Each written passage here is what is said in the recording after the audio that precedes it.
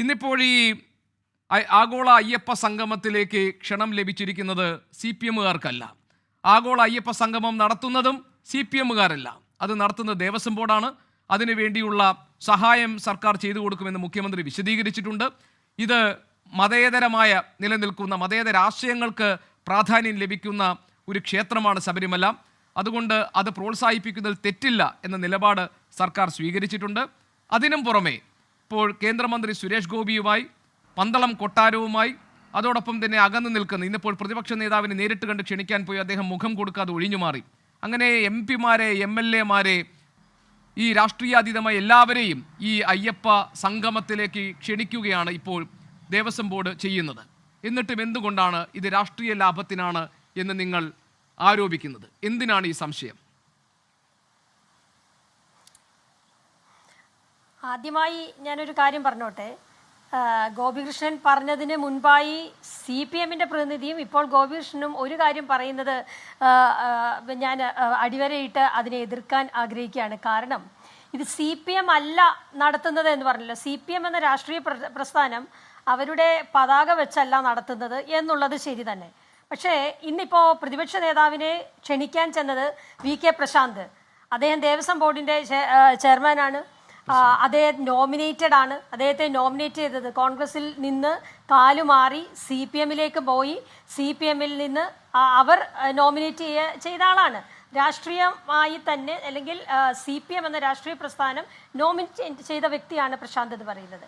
അപ്പോൾ അതിൻ്റെ അകത്ത് ഇപ്പോൾ ദേവസ്വം ബോർഡ് കൈകാര്യം ചെയ്യുന്നത്, അത് കൺട്രോൾ ചെയ്യുന്നത് ഇന്നായാലും അത് ഈ 2018 വിധി വന്ന സമയത്താണെങ്കിലും ഒക്കെ അതിൻ്റെ അകത്ത് സർക്കാരിൻ്റെ ഇടപെടലുണ്ട്, സർക്കാരിൻ്റെ സ്വാധീനമുണ്ട് എന്നൊക്കെയുള്ളത് നമുക്ക് എല്ലാവർക്കും അറിയാവുന്ന കാര്യമാണ്. അതുകൊണ്ട് ഇതിൻ്റെ അകത്ത് CPM-ൻ്റെയോ സർക്കാരിൻ്റെയോ യാതൊരു നിലപാടുകളുമല്ല, അല്ലെങ്കിൽ അവരുടെ ഇടപെടലില്ല എന്നൊക്കെ പറയുന്നതിനെ നമുക്ക് അനുകൂലിക്കാൻ കഴിയില്ല.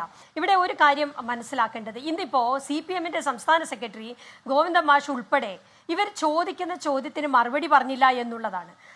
എന്താണ് നിലപാട് മാറ്റമാണോ? അന്നുണ്ടായിരുന്ന നിലപാടിൽ നിന്ന് എന്ത് നിലപാട് മാറ്റം, ഇപ്പോൾ ഇങ്ങനെ ഒരു നിലപാട് മാറ്റത്തിൻ്റെ കാരണം എന്ത്?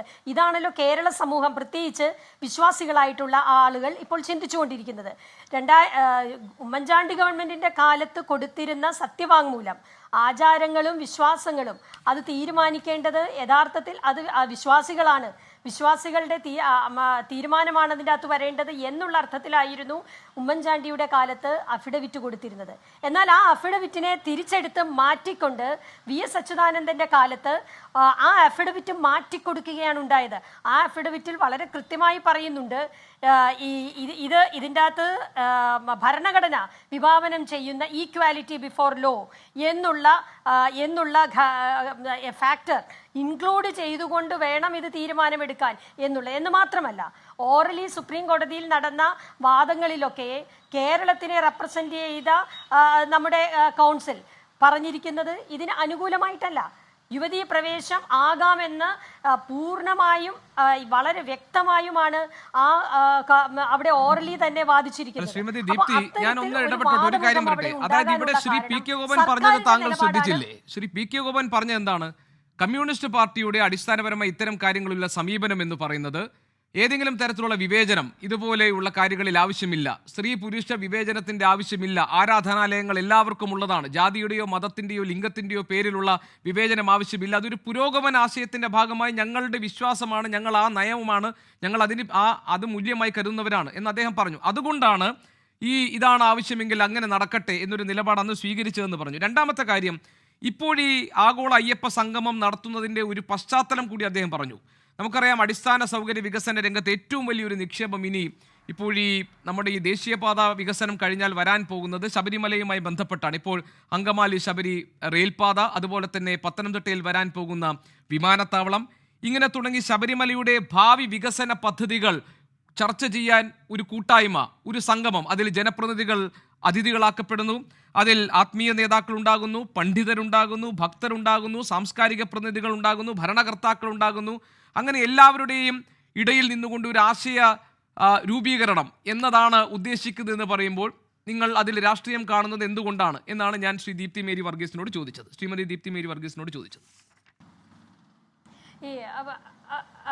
ഗോപികൃഷ്ണ, ഇതിൻ്റെ അകത്തെ നമ്മുടെ രാജ്യത്ത് നിലനിൽക്കുന്ന ഒരു നിയമമുണ്ടല്ലോ, ഒരു ഭരണഘടനയുണ്ടല്ലോ. മതേതരത്വം എന്ന് പറയുന്നത് എല്ലാ ജാതി മതങ്ങളെയും ഒരുമിച്ച് അവരുടെ ആചാരങ്ങൾ അനുസരിച്ച് അവർക്ക് തീരുമാനങ്ങൾ എടുക്കാൻ, അല്ലെങ്കിൽ വിശ്വാസികൾക്ക് അവരുടെ തീരുമാനം എടുക്കാനുള്ള എല്ലാ സ്വാതന്ത്ര്യങ്ങളുമുള്ള ഒരു രാജ്യത്താണ് നമ്മൾ ജീവിക്കുന്നത്. ഇതിനെ രാഷ്ട്രീയമായി കാണാന്ന് പറഞ്ഞാൽ ഞങ്ങളുടെ നിലപാടിതല്ല. അദ്ദേഹം കാൾ മാർക്സിനെ വരെ ഇവിടെ കോട്ട് ചെയ്ത് പറഞ്ഞു. മതം മനുഷ്യനെ മയക്കുന്ന കറുപ്പാണെന്ന് പറഞ്ഞ കാൾ മാർക്സിനെ കോട്ട് ചെയ്താണ് ഈ ചർച്ചയിൽ അദ്ദേഹം പറഞ്ഞത്. ഇപ്പോൾ ഇവർ പറയുന്ന ഈ നിലപാട് ഇപ്പോൾ പറയുന്നുണ്ടല്ലോ, ഇത് വിശ്വാസികളുടെ വിശ്വാസം അനുസരിച്ചാവട്ടെ, ആചാരം അനുസരിച്ചാവട്ടെ എന്ന് CPM പറയുന്നുണ്ടല്ലോ. ഈ നിലപാടായിരുന്നില്ലല്ലോ വർഷങ്ങൾക്ക് മുൻപ് അവർ പറഞ്ഞുകൊണ്ടിരുന്നത്. ഈ ശബരിമലയിൽ മുഴുവൻ ഇത്രത്തോളം പ്രശ്നങ്ങൾ ഉണ്ടാക്കിയ കാലഘട്ടത്തിൽ, അല്ലെങ്കിൽ നവോത്ഥാനം എന്ന പേര് പറഞ്ഞുകൊണ്ട് 50 കോടി മുടക്കിക്കൊണ്ട് ഇവിടെ വനിതാ മതിൽ തീർത്ത ഈ ഗവൺമെന്റ് അന്ന് പറഞ്ഞിരുന്നത് ഇതായിരുന്നില്ല. അവർ പറഞ്ഞത് വളരെ കൃത്യമായി ഇവിടെ യുവതികളെ പ്രവേശിപ്പിക്കാൻ പാടില്ല. അന്ന് ഈ ആചാരങ്ങളെക്കുറിച്ചും വിശ്വാസങ്ങളെക്കുറിച്ചും ഒന്നും CPM പറഞ്ഞിരുന്നില്ല.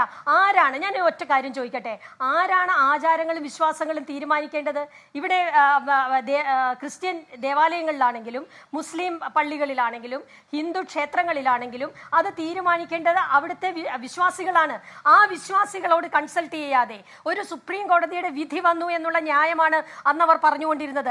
അപ്പോഴും ഈ സത്യവാങ്മൂലം മാറ്റിക്കൊടുത്ത വിവരം അവർ മറച്ചു വെച്ചുകൊണ്ടാണ് ഈ വനിതാ മതിൽ കെട്ടിയതും ഇത്തരത്തിലുള്ള നിലപാടുകൾ അന്നെടുത്തതും.